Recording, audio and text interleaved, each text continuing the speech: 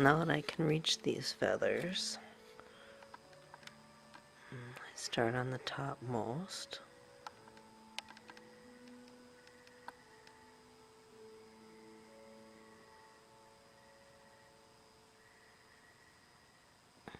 Remember that contour I've been talking about and adding that in. A little turn at the end of the barb and on the outer edges accordingly. Get these burned in on the first pass and come back and clean everything up. I know I've been saying that over and over again, but these are the thoughts in my head as I'm doing this.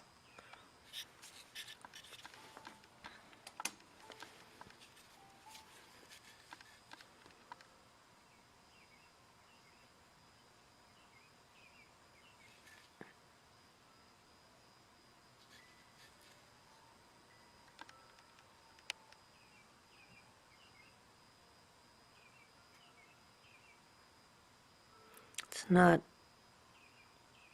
realistic to have huge ledges on the back edge of your feathers. I've been saying this time and time again, and the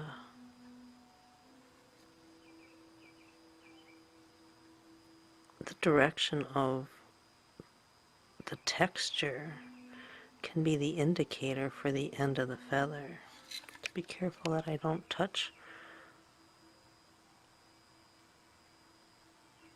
the heel on the feathers below.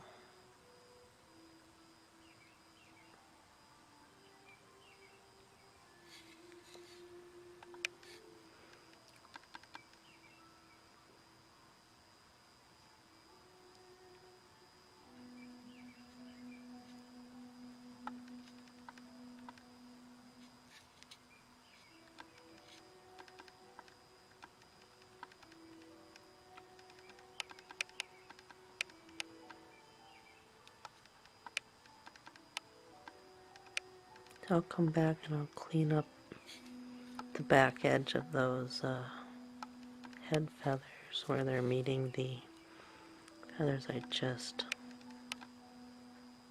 burnt in.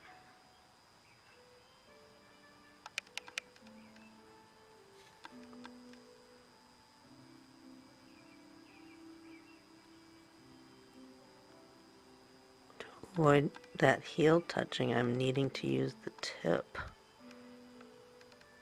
more than anything on this feather. The others in this area.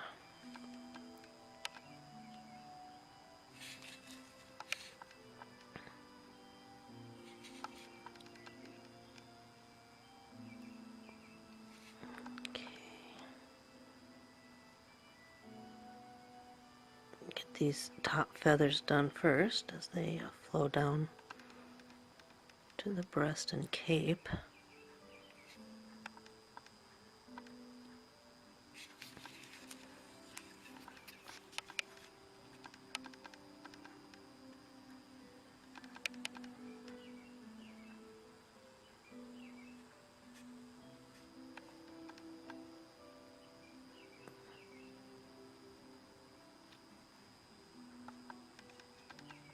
These places I want to go back and fix.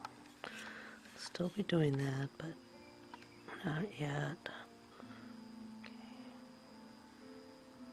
If you touch on the feathers below, be sure and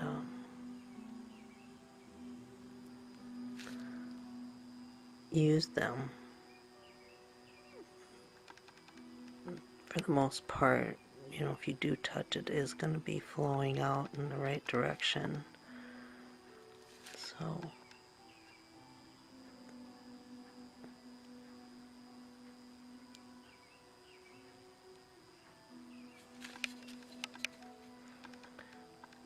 tupelo wood is very forgiving and can be manipulated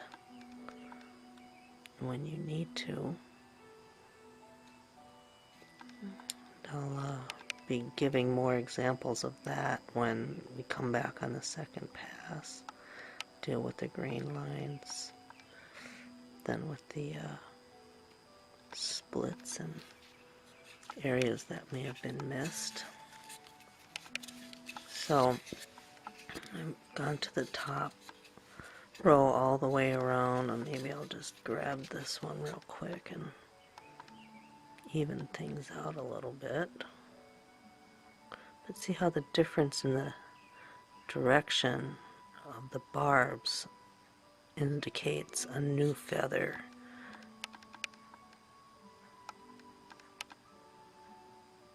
Rather than the hard edge, the back of the feather, where it ends.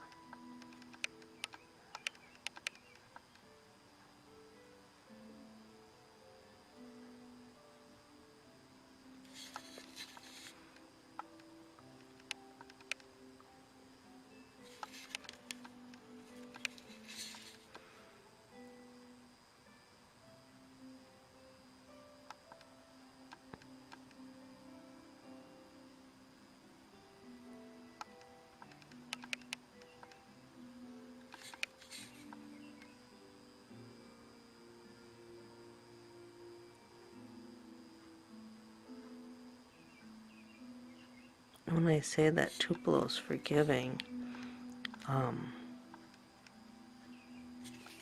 in some areas maybe you didn't plan your splits the way you should have, but you can come back and add them accordingly. So that's, I guess that's what I'm referring to. And we'll have some great examples of that soon. Now the wood isn't burning quite as the same on this side as it was on the other. It's funny how it can vary.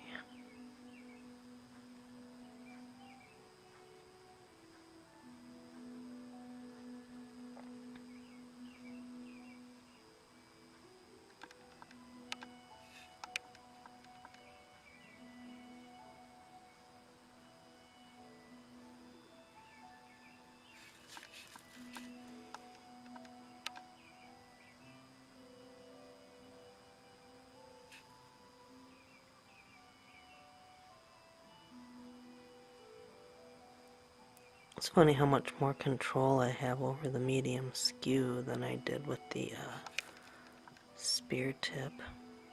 I'm grateful to have a spear tip to be able to get in, but it just doesn't do the same job as my skew here. I also have small skews and large skews, and find them quite useful.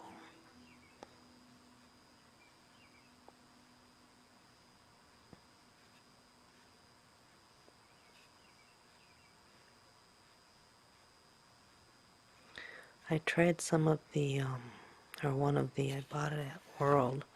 I thought, you know, what's all the talk about these unsharpened tips that some of the other carvers use?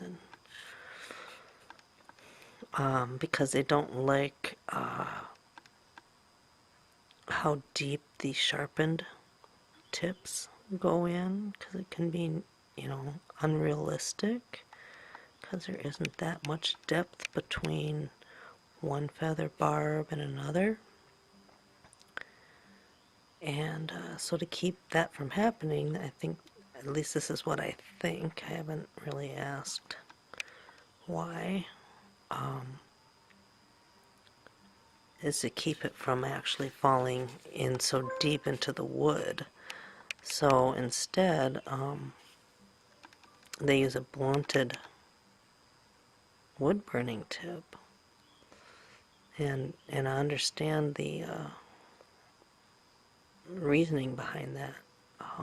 For me, I would rather just not go so deep and have a finer line than the width that occurs on these unsharpened skews.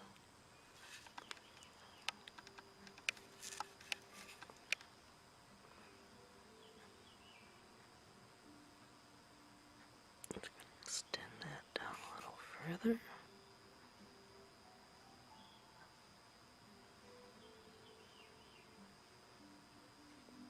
Every single one of these strokes is going to make this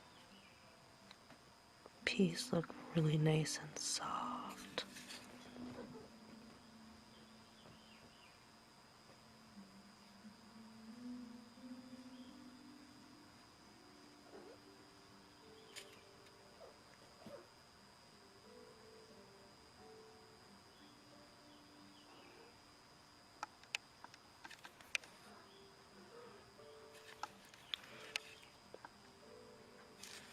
Again, I'll be coming back and cleaning this up and refining where I can underneath the bill.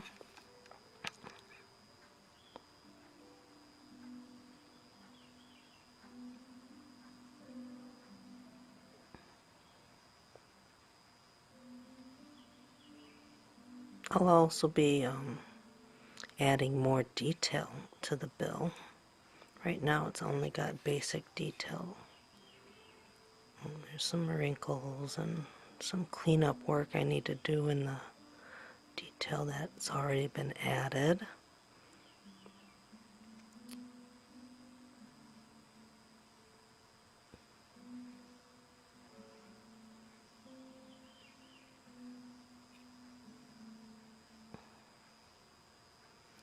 Then I'll be painting this in oils. That nice, rich, vibrant color oils that I look for in acrylics, and it's just not quite as rich, in my opinion.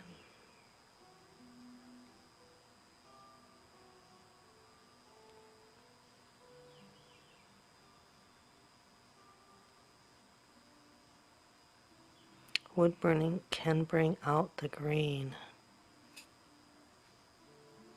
and before you decide you're done, it's important to really look for indications. Just kind of giving you a close-up look of the work that I've been doing.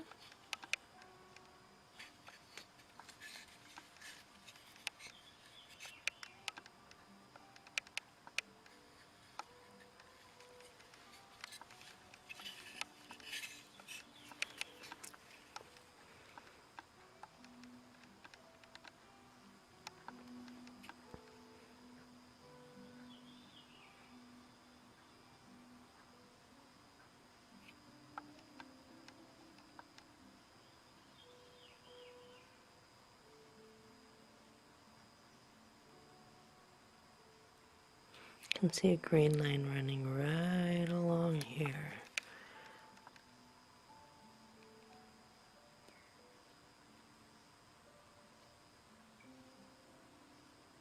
And just because you have them, all is not lost. It's just a matter of dealing with them, taking control so that they don't control the look of your piece. See how I'm ending these feathers at the bottom?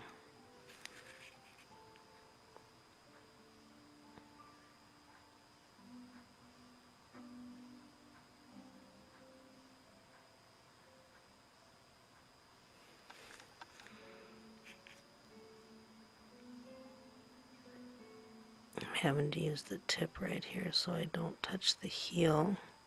And I could use a small skew here as well. That would maybe be easier for somebody else. I just don't feel like taking the time to switch it. I'll just hold it up so it doesn't touch.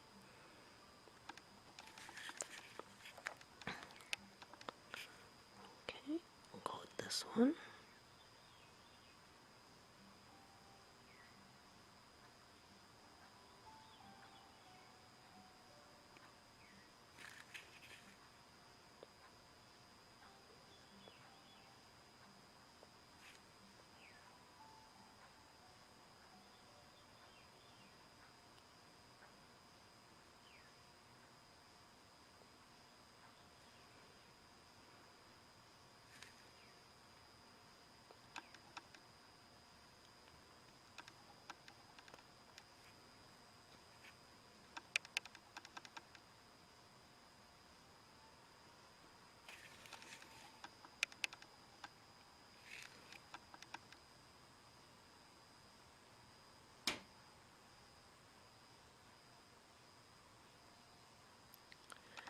Tomorrow is the first day of spring for 2018.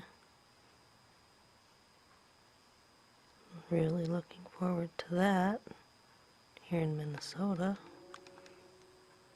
Probably just as much as anyone else anywhere in the U.S. It's been an actually pretty easy winter though.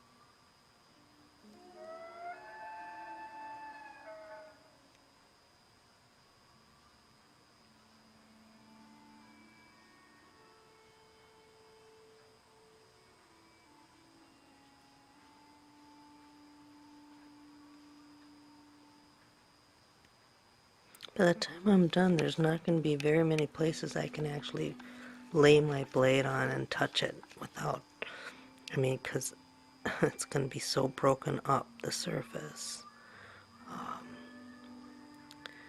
And being what I call evenly uneven in your amount of texture and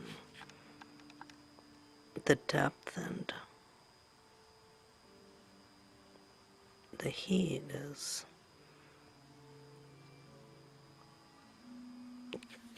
all a part of the overall look in the end. So you want to be consistent.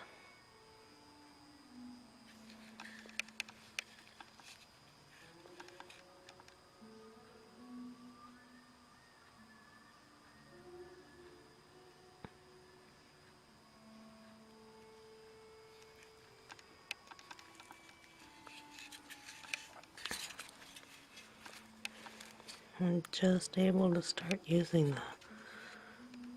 medium skew here on this side of the bill.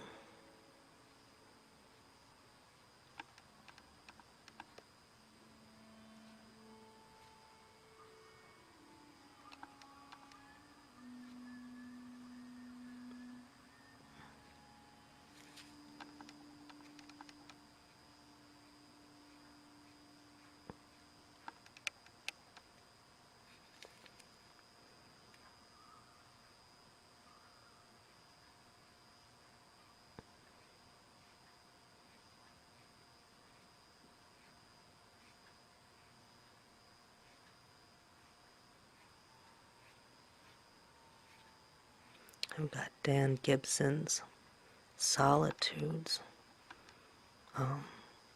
playing in the background. And it's got a lot of nature sounds incorporated with nice quiet music. And that's what you're hearing in the background. I think if you can hear it, you may have heard loons.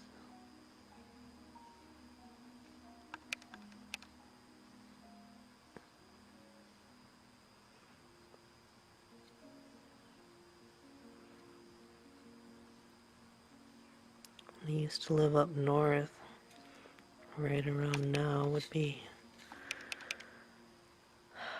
when the lake would start breaking up, Peat Lake.